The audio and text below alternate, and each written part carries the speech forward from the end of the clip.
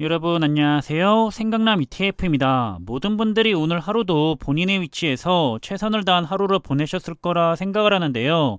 그럼 오늘도 하루를 마무리하면서 한번 국내 주요 ETF들의 흐름들에 대해 간단하게 정리를 하며 하루를 마무리하겠습니다.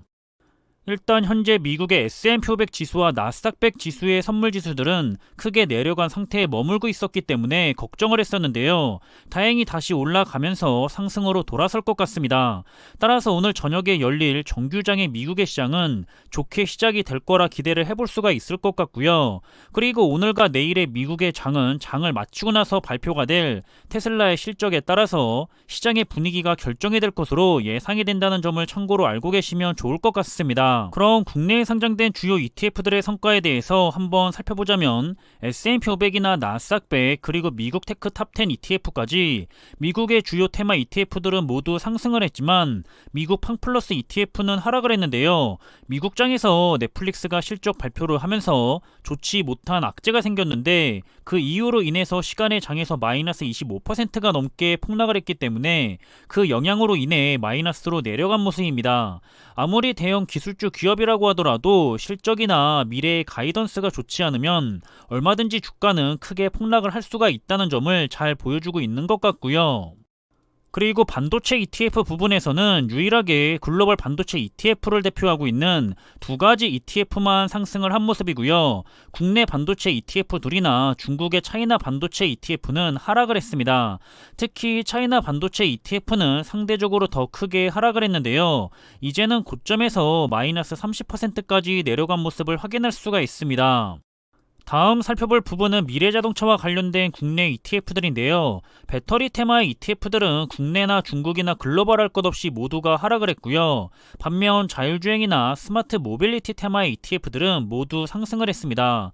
배터리 부분에서는 역시 중국에게 투자를 하는 테마의 ETF들이 특히 크게 하락을 했는데요. 차이나 전기차 ETF의 경우에는 이제 고점에서 마이너스 40%를 향해 내려가고 있는 모습입니다. 중국의 경제 상황이 너무 좋지가 않기 때문에 투자자들이 너도나도 매도를 던지고 있는 것 같은데요. 오늘만큼만 다시 한번 하락을 한다면 정말 마이너스 40%가 넘게 하락을 하는 것이기 때문에 관련된 투자를 하시는 투자자분들께서는 내일의 주가 흐름이 다소 걱정이 될 것 같습니다. 다음은 메타버스와 클라우드, 사이버 보안, 그리고 혼합 테마와 관련된 국내 ETF들인데요. 여기서는 유일하게 국내 기업에게 투자를 하는 ETF들만 모두 하락을 했고요. 글로벌을 대상으로 투자를 하는 ETF들은 대부분 상승을 했습니다. 특히 사이버 보안 분야가 여전히 좋은 강세의 흐름을 가져가는 것 같고요. 글로벌 클라우드 테마의 ETF도 많이 하락한 상태에서 머물고 있기 때문에 조금은 회복을 해서 위로 올라와 주기를 기대해보고 있습니다. 다음은 헬스케어와 바이오 그리고 친환경과 관련된 ETF 종목들인데요. 역시 이 부분에서도 중국의 친환경 분야에 투자를 하는 ETF는 마이너스 4%가 넘게 급락한 모습을 볼 수가 있고요. 반면에 최근 좋은 흐름을 가져가고 있는 수소 테마 ETF들은 상승을 한 모습이고, 그리고 탄소 배출권 ETF들도 이제 올해의 성과에 대해서 마이너스에서 다시 플러스의 성과로 되돌려 놓고 있는 중입니다.